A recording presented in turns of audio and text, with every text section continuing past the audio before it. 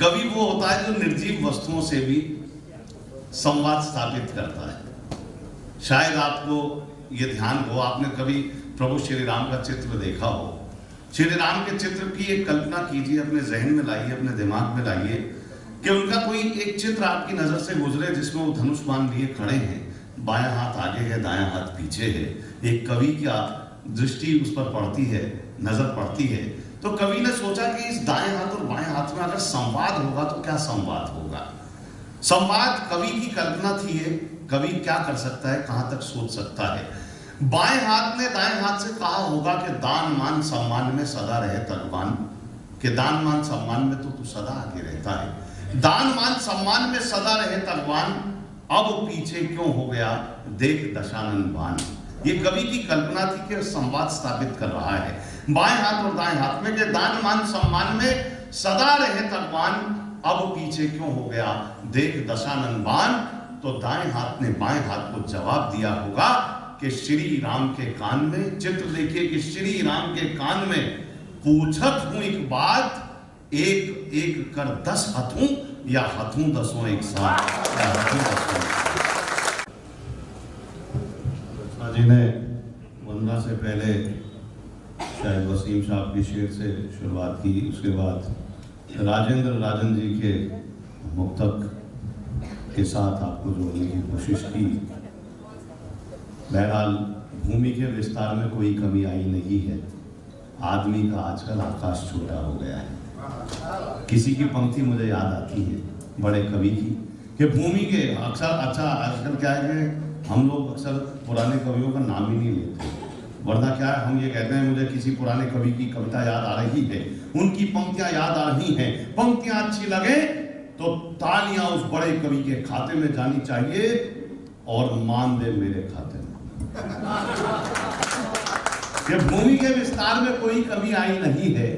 आदमी का आजकल आकाश छोटा हो गया है, संबंध सीमित हो गए हैं डाक से आए खतों तक। ये उस समय लिखी थी कि संबंध सीमित हो गए हैं डाक से आए खतों तक, और सीमाएं सिकुड़ कर रह गई घर की छतों तक। प्यार करने का तरीका आज भी बरसों पुराना।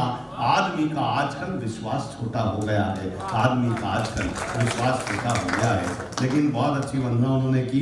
ये नारी शक्ति से ही कार्यक्रम शुरू होना चाहिए। नीरज जी आप मुझे ऐसे मत देखो, मुझे डर लगता है मैं भूल जाऊंगा मुझे क्या है ना कई बार, क्योंकि देखो मुझे हंसाना भी है, परिवार के लोग बैठे हैं, इतना स्ट्रेस है, इतना। अब ये सोच के मत बैठो सुबह माल कहाँ भेजना, इतनी जीएसटी का। हाँ आदमी यहाँ बैठता और दिमाग नहीं चल रहा, 10 बजे शटर खोलना। अच्छा सारी जिंदगी एक वाक्य में गुजर जाती है, चाहे आप व्यापारी हो, चाहे आप कर्मचारी हो, चाहे आप अधिकारी हो, चाहे आप कवि हो या कलाकार हो।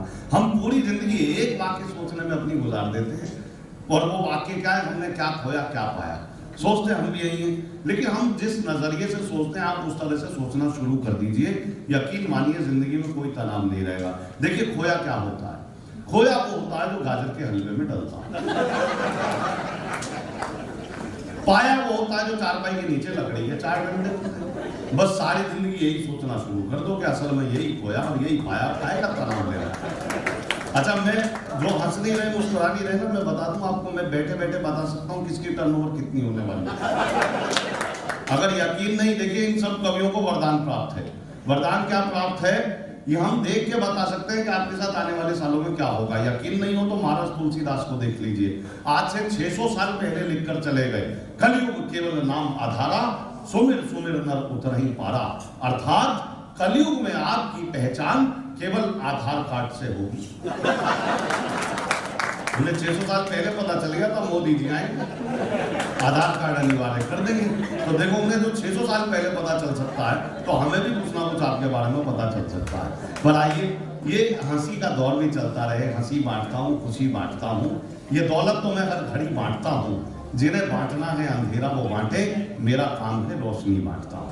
मैं दोनों काम करूँगा क्योंकि मुझे मालूम है कि आज एक श्रेष्ठ टीम आपके बीच में, भाई पवन दीक्षित मेरे गुरु भाई हैं, और ऐसा व्यक्ति साहब जिसने जब गजल कही तो गजल ही कही, जब गीत गए तो ऐसा दीवाना बना दिया, जब हास्य व्यंग की बात की, पैरोडी की, जब बहुत सारे रंगों में उन्होंने अपने होली का ये हम पर्व मना रहे हैं, तो उनके विभिन्न रंगों को भी हम देखेंगे।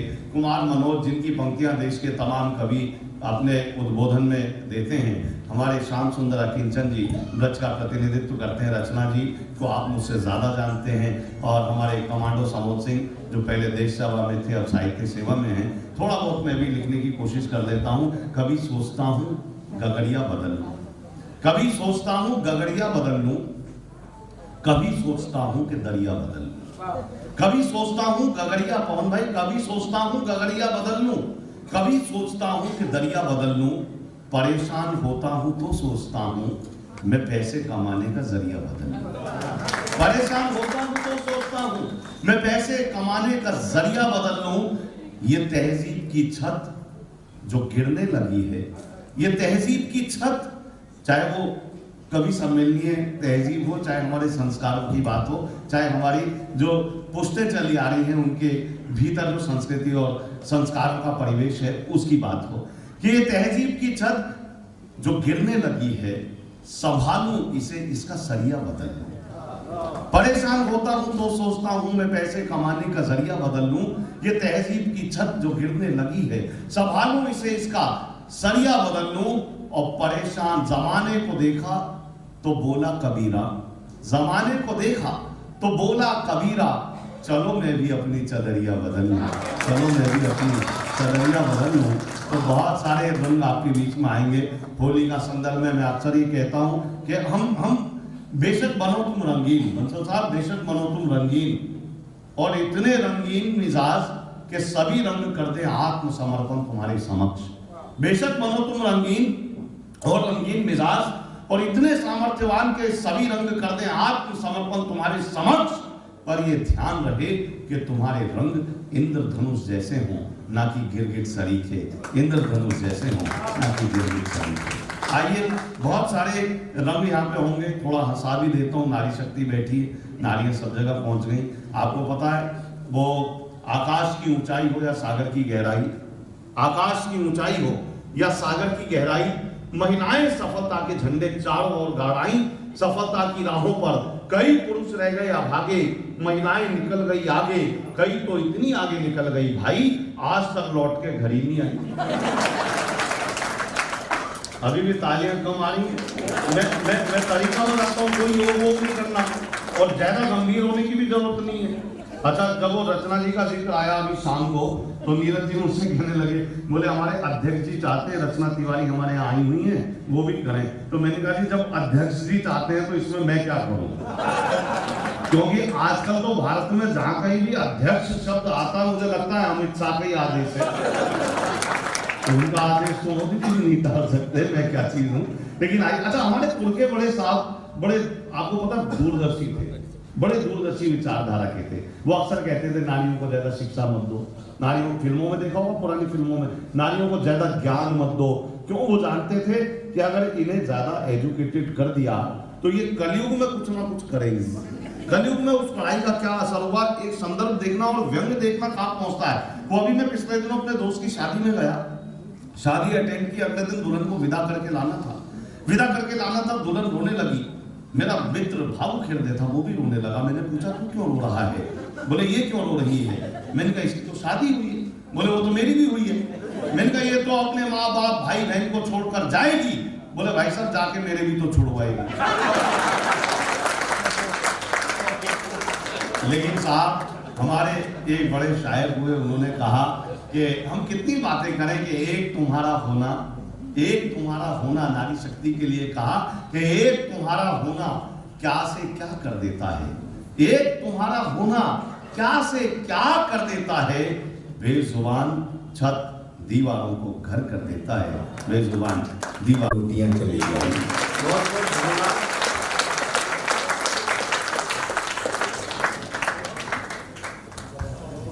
गला ठीक होता तो कुछ गाकर भी पढ़ते, लेकिन श्रेष्ठ अगर लगा हो तो बताएं, क्योंकि देखिए एक एक कवि यहाँ जो है बहुत सारे पकवान लिए बैठे हैं, लेकिन आज हमें हिदायत है कि हमें परोसना क्या है। तो जो परोसना है उसमें ये लगना चाहिए कि आपको भी स्वाद आ रहा है, आनंद आ रहा है। तो एक बार जोरदार तालियों से बताते रहें कि आपको अच्छा लग रहा है, ताकि कवि को भी लगना चाहिए कि उसे ट्रैक बदलना है कि नहीं बदलना है। बहुत बढ़िया बातें की, सपने की बात की, एक मध्यम वर्गीय परिवार की बात की, सैनिक की बात की। मैंने कभी कहा था कि खुशी और ख्वाब में अंतर सिर्फ इतना है, खुशी और ख्वाब में अंतर सिर्फ इतना है, ख्वाब खुशियां देते हैं और खुशियां ख्वाब हो जाती हैं। ख्वाब खुशियां देते हैं और खुशियां ख्वाब हो जाती हैं। लेकिन आइए, बहुत सारी बातें थी और आपका समर्थन मिल रहा था, लेकिन बीच बीच में कहीं ऐसा महसूस हो रहा था कि बिजली ने मुस्कुराकर देखा, बादल ने अगवानी की, मैं प्यासा रह गया, किसी ने बात न पूछी पानी की। तो ये किसी भी कवि को ऐसा महसूस नहीं होना चाहिए। और जवान की बात की, मुझे बाल कवि बैरागी साहब की पंक्तियां याद आती हैं। उसने जब प्यार की बात की, एक दो पीछे से युवाओं का भी स्वर आया था। मुझे बाल कवि बैरागी जी की पवन भाई पंक्तियां याद आती हैं कि जब धरा पर धांधली करने लगे पागल अंधेरा और मावस धौंस देकर छीन ले तुमसे सवेरा, तब तुम्हारा हार कर चुप बैठ जाना बुजदिली है, पाप है। आज की इन पीढ़ियों का बस यही संताप है। तुम रणांगन में खड़े हो, युद्ध कौशल खुद चुनो, आहुति अपनी लगाओ, आप ही संविदा बनो, सूर्य तो अपने समय पर आप ही आ जाएगा। इस भरम में ये अंधेरा देश को खा जाएगा, इस भरम में ये अंधेरा देश को खा जाएगा। प्यार की बात की थी भाई ने, प्यार तो वास्तव में हो ही नहीं रहा, मैं आपको बताऊं। क्योंकि क्या है कि प्यार व्यार के नाम पर जो हो रहा है वो आप देख ही रहे हैं। पहले तो प्यार होता था, असल प्यार होता था। अब तो क्या है कि युवा पीढ़ी जो प्यार कर रही है, कबूतर जा जा जा, पहले प्यार की, दूसरी चिट्ठी, तीसरी को दिया। ये तो प्यार के मायने हो गए।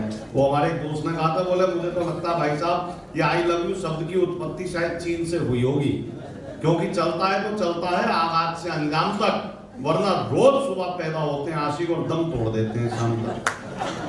कहते हैं जब धरती पर प्यार पैदा हुआ, जब धरती पर आदम हुआ हुए तो प्यार पैदा हुआ, जब हीर रांझा लैला मजनू आए तो प्यार की परिभाषा को लोगों तक पहुंची और ये भी पता चला कि उसमें वियोग, दर्पण, वेदना भी सहनी पड़ती है।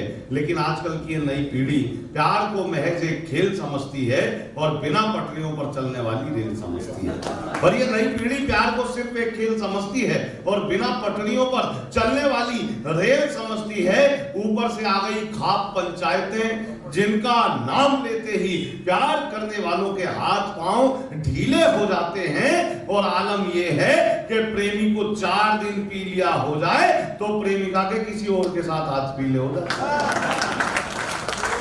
लेकिन साहब प्यार तो वो था कि प्रेम के गीत लिख व्याकरण पर ना जा, प्रेम के गीत लिख व्याकरण पर ना जा, मन की पीड़ा समझ आचरण पर ना जा, मेरा मन कोई गीता से कम तो नहीं, खोलकर पृष्ठ पढ़ आवरण पर ना जा, खोलकर पृष्ठ पढ़ आवरण पर ना जा। लेकिन मनोज भाई ने बहुत अच्छी एक अपनी प्रस्तुति दी, बहुत अच्छा जो कविता पहुंचनी चाहिए। तो कैसी कशिश थी देखिए उसकी उड़ान में, कैसी कशिश थी देखिए पवन, कैसी कशिश थी देखिए उसकी उड़ान में, कुछ नक्श छोड़ता गया जो आसमान में, कुछ नक्श छोड़ता गया। माना कि मैं आपके आगे बच्चा हूं, लेकिन मैं आपको बताऊं ऐसे ऐसे साहित्यकार पैदा हो गए। व्यंग की बात करता हूं, ऐसे ऐसे साहित्यकार कवि मुझे मिले पिछले दिनों। एक कवि मिल गए बड़े वरिष्ठ, मुझसे कहने लगे तुम्हें पता है? मैंने कहा दादा आप तो बड़े वरिष्ठ हैं। बोले हाँ बेटा मुझे 40 साल हो गए, बात पहुंच जाए तो पहुंचना। बोले हाँ बेटा मुझे 40 साल हो गए कवि सम्मेलन करते करते, आज मेरा 41वां प्रोग्राम है। तो ऐसे ऐसे भी हैं, क्योंकि गुण नहीं जिनमें यहाँ कंपाउंडर के, गुण नहीं जिनमें यहाँ कंपाउंडर के, वो भी खुद को डॉक्टर बतला रहे हैं। गुण नहीं जिनमें यहाँ उधारी बिल्कुल नहीं मजबूर, क्या गुण नहीं जो माले कैश टू कैश। अपन तो ये इतना गंभीर गीत करते ही नहीं। अपन तो हरियाणा फरीदाबाद से, हरियाणा आपको पता ही है, मैं तो आपको बता दिया फरीदाबाद से हूँ, वरना जब से बाबा बाबा पकड़े जाने लगे। कैसी आजादी है यहाँ सवेरों से डर लगता है, जब से लुटे उजालों में अंधेरों से डर लगता है। कैसी आजादी है यहाँ सवेरों से डर लगता है, जब से लुटे उजालों में अंधेरों से डर लगता है। और पाखंडी बाबाओं की करतूतों का ये आलम है, अब तो कोठों से भी ज्यादा डेरों से डर लगता है। सारे रंग में मुझे बड़े बड़े लोग मिलते हैं साहब, और लेकिन क्या है कि ये हकीकत जान लीजिए, आप बस तब तक बड़े हैं, हम तो हरियाणा का भैया पानी दूध दही वाले, कि ये हकीकत जान लीजिए, आप बस तब तक बड़े हैं जब तक हम हाथ जोड़े आपके आगे खड़े। बाबूजी भी खुश हुए, बाबूजी स्वाभिमान की बात हुई नहीं हुई, खुद नदारद हो गया वो मुझको अपने घर बुलाकर। अकिंचन जी खुद नदारद हो गया वो मुझको अपने घर बुला, बड़े बड़े लोग मिलते हैं साहब, लेकिन मैंने कहा था कि हादसे छुटपुट बहुत हैं, दर्द के दुर्मुट बहुत हैं, हादसे छुटपुट बहुत हैं, दर्द के दुर्मुट बहुत हैं। सच कहूं तो बात यह है, झूठ के झुरमुट बहुत हैं, और कुछ बड़े चेहरों के पीछे दोस्तों चिरकुट बहुत है। तो बहुत सारी बात है कि खुद नदारद हो गया वो मुझको अपने घर बुलाकर, खुद नदारद हो गया वो मुझको अपने घर बुलाकर, लौट आया मैं भी दरवाजे को उसके खटखटाकर, वो किसी के पांव की जूती के लायक भी नहीं था, और हम देते रहे इज्जत उसे सर पर बिठाकर, और हम देते रहे। तो बहुत सारी बातें के गुण नहीं जिनमें यहाँ कंपाउंडर के, वो भी खुद को डॉक्टर बतला रहे हैं।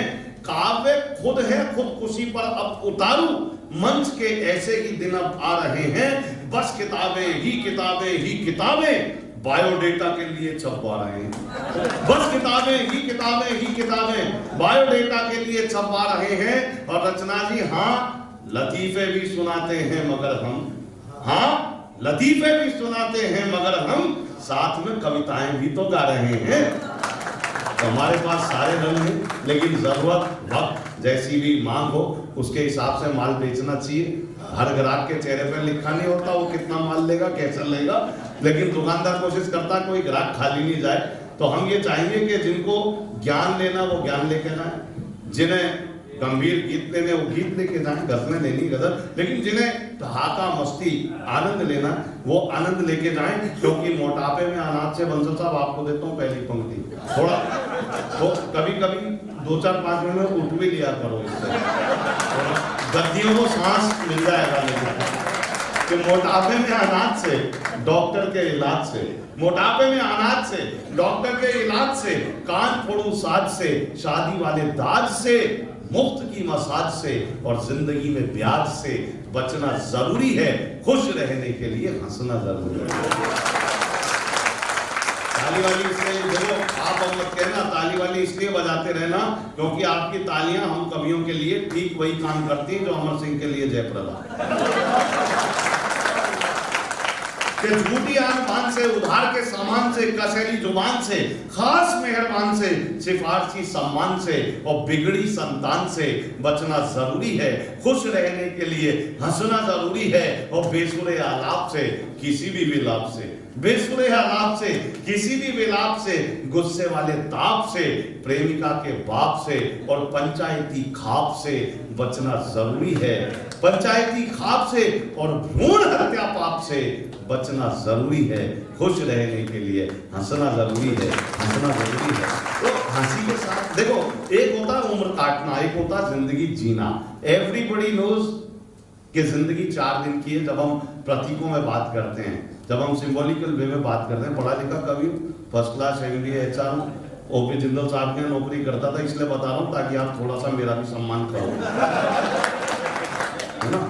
बड़ा मैं 17 साल HR डिपार्टमेंट में रहा, ओपी जिंदल साहब के हेड ऑफिस में, कॉर्पोरेट में, तो मैंने बहुत सारे इंजीनियर लगाए, बहुत सारे इंजीनियर लगाए। लेकिन आइए सुनिएगा, वो बात क्या है कि बहुत सारी बातें करने को हैं, लेकिन मैं उस कवि को बुलाना चाहता हूँ। मुझे कई बार खुद याद नहीं रहता मैं किस रूम में बैठ जाता हूँ। लेकिन क्या है कि एवरीबॉडी नोज जिंदगी 4 दिन की है, बावजूद इसके हम 5 दिन जीना चाहते हैं।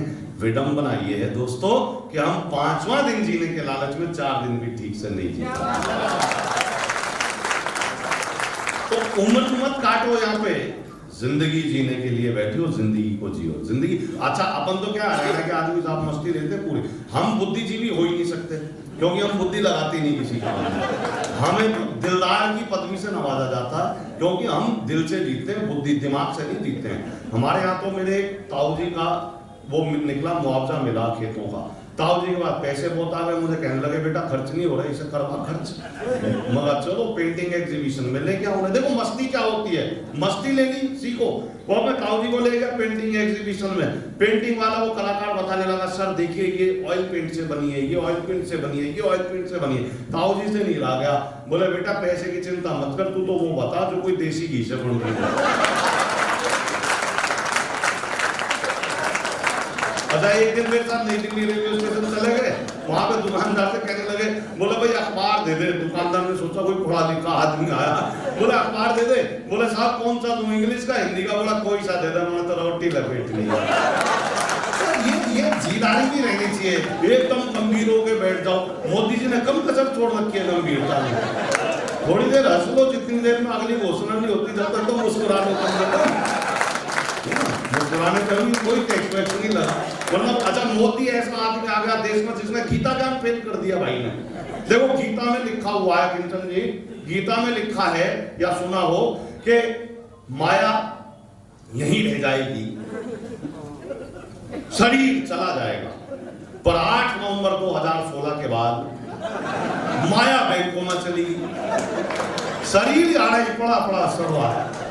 बताओ इससे पहले कोई और घोषणा हो जितना मुस्कुरा सकते। तो कविता वविता जरूरी है, संस्कार भी जरूरी है, पर ये ठहाके भी जिंदगी में जरूरी है। और ठहाकों के महोत्सव के साथ किसी हमारे महाराज जी ने थोड़ा, हमारे महाराज जी तो खुद रखते थे कि भैया हंसाने वाले दरबारी हो, सुनाने वाले हो, गायक हो, तमाम कवि हो, इसलिए पूरा आनंद लेना चाहिए। इंद्रधनुषी रंग का एक ही महोत्सव है, तो इसमें एक ही रंग नहीं हो, इसमें सारे रंग कर सकता हूं, लेकिन मन नहीं है, मन भी नहीं है और जरूरत भी नहीं है। कृष्ण जी की बात की थी, लेकिन कृष्ण जी अब होली मनाने आएंगे नहीं। क्यों नहीं आएंगे? कि रात तो मुलाकात हुई, सपने में बात हुई, बाल से गोपाल से यशोदानंद लाल से। कि रात मुलाकात हुई, सपने में बात हुई, बाल से गोपाल से यशोदानंद लाल से। चिंतित सा लिए भाल ऐसे बोले नंदलाल, आज हो गया बेहाल भारत के हाल से। मौन मुरली का स्वर सूखे सूखे से अधर, फिर कैसे मिले सुर लय और ताल से। चिंतित और मैं रो में आ गया, लेकिन आइए मैं, वो मेरा रंग नहीं है पर सुनिएगा वो, क्योंकि अभी मैं उस रंग में आगे पहुंचा ही नहीं हूं, उससे आगे सुनिएगा। कि यूं तो हम आप किसी रोते हुए के जो आंसू भी ना पहुंच पाए। होली हो या कोई भी त्योहार हो, मकसद क्या है? मकसद ये है कि सौहार्द बांटना है, ईमानदारी से प्रेम भाईचारा बांटना है। मैं वहीं से एक छंद पढ़ता हूँ, मेरा स्वर उनकी तरह नहीं है पर प्रयास करता हूँ। कि किसी रोते हुए के जो आंसू भी ना पहुंच पाए, बोलो ऐसी आन बान शान किस काम की। किसी रोते हुए के जो आंसू भी ना पहुंच पाए, बोलो ऐसी आन बान शान किस काम की। भूखा और प्यासा कोई दर पे खड़ा रहे, तो घर किस काम का, दुकान किस काम की। देश या समाज के जो काम न किया सके, वो कौम किस काम की या जान किस काम की। आदमी की नस्ल हो तो आदमी ही रहो यार, वरना तुम्हारी पहचान किस काम की। तो छांट रखे गिरे पन्ने सोना चांदी कागे, तुम छांटना ही है तो सारे सतगुण छांटिए। ये छांट रखे गिरे पन्ने सोना चांदी कागे, तुम छांटना ही है तो सारे सतगुण छांटिए। बांट रखे धारा धर्म जात पात कागे, तुम बांटना ही है तो अनुराग कन बांटिए। पाट रखे लघु संग घाट घाट कागे, तुम पाटना ही है तो सुधा संग मन पाटिए। काट रखे उपवन से सुमन कागे, तुम काटना ही है तो विश्व भरे वन काटिए। काटना ही है तो विश्व। और आइए मैं भी होली की कविता से समापन करूंगा, लेकिन 2-4 अशआर पढ़ने का मन है। मुझे मालूम है गजल के अदब के लोग बैठे हैं। सुनिएगा कि अगर मैं झूठ बोलूं तो मेरा किरदार मरता है।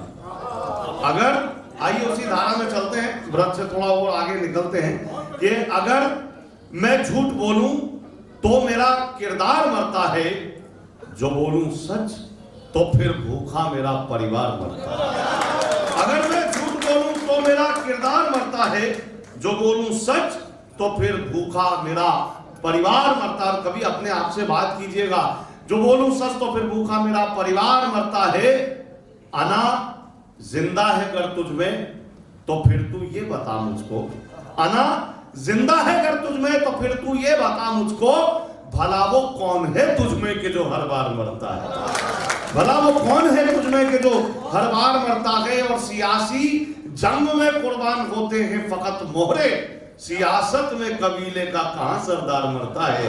सियासत में कबीले का तो नहीं मालूम ये मुझको कि मेरी इज्जत कहां तक है, नहीं मालूम ये मुझको कि मेरी इज्जत। देखिए बहुत सारी बातें हैं। अभी ये गजल का मतलब पवन भाई से चर्चा हो रही थी, अभी पिछले दिनों हुआ, मैंने अभी पिछले दिनों चर्चा में ही निकला, फाइनल नहीं हुआ, लेकिन आप तक पहुंचाता हूं कि मेरे दिल से पूछो ये क्या चाहता है। रमेश जी अभी बताऊंगा प्रोग्राम के बाद। मेरे दिल से पूछो ये क्या चाहता है, परिंदा फकत आसरा चाहता है। मेरे दिल से पूछो ये क्या चाहता है, परिंदा फकत आसरा चाहता है। और मेरी आजमाइश मैं खुद ही करूंगा, मेरी आजमाइश मैं खुद ही करूंगा, मैं हूं वो दिया जो हवा चाहता है। मेरी आजमाइश मैं खुद ही करूंगा, मैं हूं वो दिया जो हवा चाहता है। और अरविंद भाई मेरे यार तू कुछ बदल सा गया है, मेरे यार तू कुछ बदल सा गया है कि हर बात में अब नफा चाहता है। मेरे यार तू कुछ बदल सा गया है कि हर बात में अब नफा चाहता है। और मेरी रूह में एक कबीरा बसा है, मेरी रूह में एक कबीरा बसा है जो हक में सभी के दुआ चाहता है। मेरी रूह में एक कबीरा बसा है जो हक में सभी के, तो साफ नहीं मालूम ये मुझको कि मेरी इज्जत कहां तक। देखिए भले ही सियासत को कम जानते हैं, ये अच्छी बात हुई कि कोई नेता टाइप आदमी नहीं बोला है, वरना नेताओं के साथ बड़ी दिक्कत हो जाती है, उन्हें पता ही नहीं होता कब कहां पे क्या बोलना है। वो एक नेताजी भाषण दे रहे थे, उत्तर प्रदेश में चुनाव होने थे और लगे हुए हैं, बोले दोस्तों इस बार चुनाव में हमारी 300 सीटें आएंगी। अच्छा मजे की बात थी उस जगह चुनाव 125 जगह होना था। वो बोले जा रहे दोस्तों इस बार चुनाव में हमारी 300 सीटें आएंगी। मैंने पूछ लिया नेताजी कहां से, बोले अग्रवाल टेंट हाउस से। तो साहब हारा चुनाव जैसे ही वो दल बदल लिया, हारा चुनाव जैसे ही वो दल बदल लिया, ये सोच करके उसने अपना कल बदल लिया। हारा चुनाव जैसे ही वो दल बदल लिया, ये सोच करके उसने अपना कल बदल लिया। मैंने कहा उसे कि तू किरदार को बदल, मैंने कहा उसे कि तू किरदार को बदल, कपड़े बदल के कहने लगा चल बदल लिया। तो भले ही सियासत को कम जानते हैं, भले ही सियासत को कम जानते हैं, मगर उनकी नीयत को हम जानते हैं। भले ही सियासत को कम जानते हैं मगर उनकी नीयत को हम जानते हैं। और अभी रमेश जी कह रहे थे, बोले हमारे यहाँ 8 साल से कवि सम्मेलन होता है और तुम मुझे मिले नहीं है। मैंने कहा साहब बड़े कम समाज के लोग हैं जो अपने समाज के आदमी को आगे लाते हैं, वरना हमारे समाज की, मैं क्षमा चाहूंगा विडंबना यही है, अपने आदमी तो कहेंगे तू तो घर का आदमी है, तू तो आजा फ्री में, है ना। तो इसलिए देरी लग गई, 8 साल लग गए मुझे, वरना 26 साल हो गए मुझे कि भले ही सियासत को कम जानते, भले ही सियासत को कम। हाँ सच बता रहा हूँ, वो मेरे यहाँ भी लाला जी क्या करेंगे, वो भैया वो वैवाहिक परिचय सम्मेलन करा रहे हैं, जरा आ जाना। वो बंसल साहब को टिकट मिल गया यार, जरा देख लेना उनकी सभा है। अच्छा जब वो कराएंगे 2.5-3 लाख के बजट का कवि सम्मेलन, तब दीपक बोलता अरे घर का आदमी तो आएगा ही, लेकिन पैसा, अरे भाई साहब कमाल करो, आपका अपना प्रोग्राम है। तो भले ही सियासत को कम जानते हैं मगर उनकी ये कुछ बच्चे भी दिख रहे हैं मुझे। मैं करना नहीं चाहता था ये काम, लेकिन क्या करूं, मैं जाते हुए हंसी से शुरू हुआ था, तो हंसी से ही जाना चाहिए। ये बच्चे देखो, ये आनंद ले रहे हैं बच्चे, भूख लग रही है इसे। किसकी पांडुलिपि है ये? अच्छा आप ही की है, कोई बात नहीं, इसको संभालो। हालांकि बच्चे पैदा ही नहीं हो रहे आकांक्षा जी आजकल, पेंटियम 4 प्रोडक्ट पैदा हो रहे हैं विंडो 10 वर्जन में। मैंने पिछले दिनों एक पढ़े लिखे बच्चे से पूछ लिया, मैंने कहा बेटा which are your favourite books, बोला my father's chequebook and passbook. एक बच्चे से और पूछ लिया मैंने, रविंदर जी, मैंने कहा बेटा भारत में सबसे ज्यादा बर्फ कहां गिरती है, बोला सर विस्की के गिलास में। अच्छा एक हिंदी माध्यम का बच्चा था, ये इतनी क्लिष्ट पढ़ रहे थे साहब, मैं तो डर रहा था, आधी बात समझ आ रही थी, मैं तो वैसे ही हाँ कर रहा था वाह। अच्छा इतना क्लिष्ट भी नहीं पढ़ना चाहिए। वो एक मैंने हिंदी मीडियम के बच्चे से पूछ लिया, मैंने कहा बेटा मैंने कहा बेटा गाली को हिंदी में कैसे परिभाषित करेंगे बताओ, बोला सर अत्याधिक क्रोध आने की स्थिति में शारीरिक रूप से हिंसा ना करते हुए मानसिक रूप से की जाने वाली हिंसात्मक कार्रवाई के अंतर्गत कुछ चुने हुए शब्दों का समूह जिनके उच्चारण के पश्चात मन को असीम शांति का अनुभव मिलता है, उसे हम गाली कहते हैं। लेकिन साहब, बच्चे वास्तव में, हमारी आने वाली पीढ़ी हमसे ज्यादा समझदार पैदा हो रही है। मुझे याद है एक बच्चा छोटा सा, देखिए उसकी मासूमियत और उसकी सोच, उसकी दूरदृष्टि में, एक छोटा सा बच्चा अपने अच्छे खासे काले बालों पर सफेद रंग पोत रहा था, सफेद रंग डाई कर रहा था। मैंने पूछा, बेटा तू अपने अच्छे खासे काले बालों को सफेद क्यों कर रहा है? तो बच्चे ने जवाब दिया, अंकल मेरे घर में जितने बड़े हैं, बुजुर्ग हैं, वो अपने बाल रंगते हैं, काले करते हैं, डाई करते हैं ताकि वो जवान नजर आए, और मैं इसलिए अपने बाल सफेद कर रहा हूं कि आखिरकार घर में कोई बड़ा बुजुर्ग भी तो नजर आए। ये बच्चे की दूरदर्शिता की साहब। लेकिन आइए, भले ही सियासत को कम जानते हैं, ये थोड़ा जरूरी था मुझे, वरना आप ब्रिज की होली में ही घुसे रहते हैं। भले ही सियासत को कम जानते हैं, मगर उनकी नीयत को हम जानते हैं। भले ही सियासत को कम जानते हैं, मगर उनकी नीयत को हम जानते हैं। सफर में कहां है नहीं जानते हम, कहां पर है मंजिल कदम जानते हैं। सफर में कहां है नहीं जानते हम, कहां पर है मंजिल कदम जानते हैं। शराफत का हमको सिला ये मिला है, हमें लोग बस्ती में कम जानते हैं। शराफत का हमको सिला ये मिला है, हमें लोग बस्ती में, पवन ने मोर लगा दी तो बड़े ही होगा। शराफत का हमको सिला ये मिला है, हमें लोग बस्ती में कम जानते हैं। और रहे 7 वर्षों पर एक दूसरे को न वो जानते हैं न हम जानते हैं, न वो जानते हैं तो नहीं मालूम। बस 3 मिनट और दीजिएगा कि नहीं मालूम ये मुझको कि मेरी इज्जत कहां तक है, नहीं मालूम ये मुझको कि मेरी इज्जत कहां तक है। ये मेरे शेर बोलेंगे कि ये आमद कहां तक है, नहीं मालूम ये मुझको कि मेरी इज्जत कहां तक है। ये मेरे शेर बोलेंगे कि ये आमद कहां तक है। न दौलत से ही तय होगा, न शोहरत से ही तय होगा, तेरा किरदार बोलेगा कि तेरा कद कहां तक। न दौलत से ही तय होगा, न शोहरत से ही तय होगा, तेरा किरदार बोलेगा कि तेरा, केडिया साहब अशोक जी, न दौलत से ही तय होगा, न शोहरत से ही तय होगा, तेरा किरदार बोलेगा कि तेरा कद कहां तक है। और अगली पंक्ति को आपने समर्पित किया था, मैं भी देता हूं सभी को, कि तेरा किरदार बोलेगा कि तेरा कद कहां तक है। और बुजुर्गों के तजर्बों तक पहुंचना चाहते हैं घर, बुजुर्गों के तजर्बों तक पहुंचना चाहते हैं घर, जमीन की तह में जाकर देखिए बरगद कहां तक है। जमीन की तह में जाकर देखिए बरगद। और अंतिम रचना पढ़ता हूं, होली, राजनीति, रंग, बिना किसी का नाम लिया अगर कविता हो गई हो तो मुझ तक आइएगा। सारे रंग हो गए, गीत गजल हो गए, मुखचंद की कविता, बिल्कुल देश के नाम पढ़ता हूं। होली को दृष्टिगत करते हुए सुनिएगा। किसी पार्टी का नाम नहीं लूंगा, किसी नेता का नाम नहीं लूंगा, लेकिन इशारा पहुंच जाए तो बताइएगा, वरना तो मैं जानता हूं अपन तो ऐसे लोग हैं कि कुछ भी बेच सकते हैं। वो मेरा एक दोस्त है साहब, उसकी किराने की दुकान है, किराने की दुकान है, उसके सामने एक बड़ा सा मॉल खुल गया। मॉल वाले ने बोर्ड लगा दिया देसी की 300 रुपए किलो। मेरे दोस्त ने भी अपनी दुकान पे बोर्ड लगा दिया देसी की 280 रुपए किलो। बोले फलाना सस्ता बेच रहा, अपन और सस्ता बेचे सेल बढ़ेगी। उसने लगा दिया देसी की 300 रुपए किलो, मेरे दोस्त ने लगा दिया देसी की 280 रुपए किलो। अच्छा, अगले दिन मॉल वाले ने रेट बदल दिए, बोले देसी की 260 रुपए किलो, मेरे दोस्त ने लगा दिया छोटी दुकान पे 240 रुपए किलो।